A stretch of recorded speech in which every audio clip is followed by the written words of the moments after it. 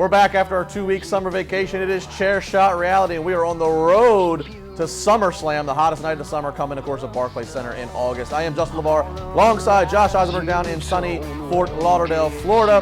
Josh, let's talk about an interesting line of booking with Finn Balor and Bray Wyatt. Let's start with Finn Balor, who continues to get interrupted by Bray Wyatt, but of course is also battling week to week, and some entertaining battles, I might add, against Elias Sampson. What do you take of this? It's pretty interesting because, as you saw this time last year, Finn Balor was really getting revved up for his championship match, or the Universal Championship, against Seth Rollins at SummerSlam. And both of these guys are former World and Universal Champions, so I actually really like this.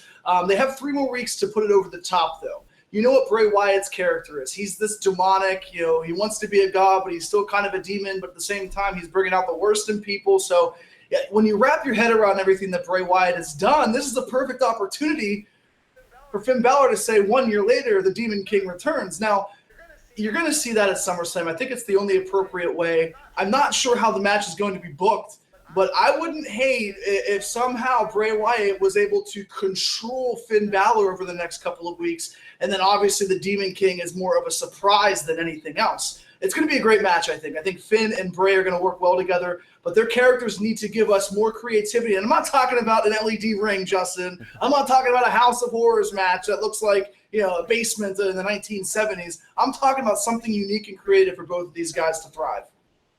Yeah, I agree. I think we will see the Demon King, at SummerSlam, which it's been a while. It'll be fitting, and there should not be any mention prior to. It should be, somewhat of an untold surprise.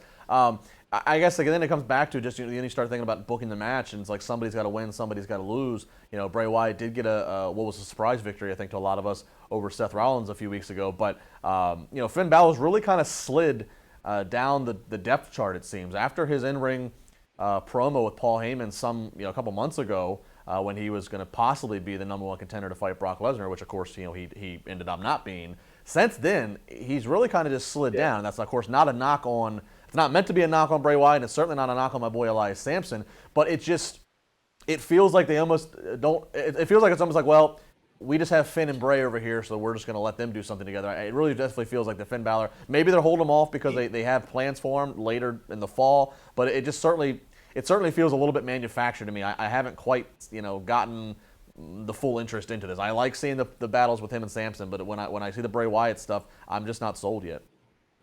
Well, it really is, and you hit the nail right on the head, Justin. It really is. Well, we have Bray Wyatt with nothing to do. We have Finn Balor with nothing to do. So what can we do? Why not throw them together and see what happens? That's exactly what this is. But that's not necessarily a bad thing, because you might be able to get lucky with something, so to say, over the next couple of weeks with some backstage segments, or maybe even some sort of a teasing. As we saw this past week, Gallows and Anderson came out to a face pop. They called them the Good Brothers in DC. So obviously they're floating around still. We haven't seen Harper and Rowan do anything on SmackDown Live. There's been some mysterious tweets. Hopefully this is not just a one-off at SummerSlam, and hopefully 6 guys get a big rub instead of just one guy that's victorious. Well, Wyatt family versus the Bullet Club would certainly, I think, pique interest, and all of a sudden, that would definitely get me going, and I think a lot of other people going past.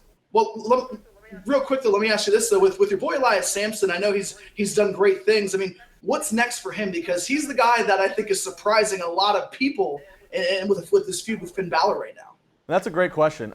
That's gonna. I think I don't see much new for him until after SummerSlam. I think we could see him kind of stay on the edge right now with Finn Balor for the next couple weeks. I don't know what happens. I mean, he's definitely, I think so far, Elias Sampson has been one of the better situations of an NXT call-up. Part of it was because nothing was rushed. They just let him walk around, play guitar for a little bit, and then when he did finally start getting in-ring action, getting a match against Dean Ambrose, I mean, he's really looked good. They've really let him shine, even if he's going to lose the match. So it's hard to say what's going to be for him, but he's off to a good start. It's going to be a matter of just seeing what babyfaces are out there for him to work with, especially if they're talking about maybe shaking up the rosters after SummerSlam. That could be he could be a benefit out of that. Not saying that he would move to SmackDown, but that they could move somebody from SmackDown over to Raw, or somebody from NXT up to Raw that might benefit a program for Elias Sampson. But it certainly has been a good summer so far for the Drifter.